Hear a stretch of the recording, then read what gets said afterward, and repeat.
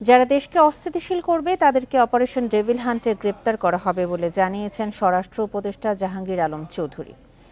সকালে রাজধানীর খামারবাড়িতে মৃত্তিকা সম্পদ ইনস্টিটিউট পরিদর্শন শেষে একথা জানান তিনি।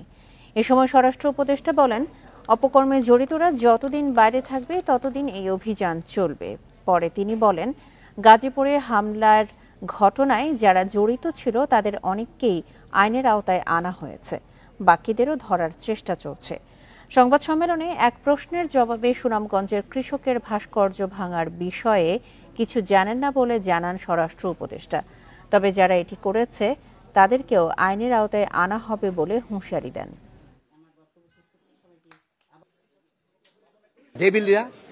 ডেভিল মানে কি?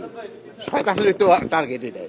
যারা দেশকে অস্থিতিশীল করার চেষ্টা করে, এই ক্ষেত্রে যারা আইন অমান্য করে, দুষ্কৃতিকারী এবং সন্ত্রাসী, তারা এইটার টার্গেট। যে বিশ্বাসগুলোকে আমরা মিউচুয়াল ট্রাস্ট ব্যাংক পিএলসি বিশ্বাস করি প্রবলভাবে, একে অপরের বিশ্বাস হয়ে। Mutual trust bank, you can bank on us.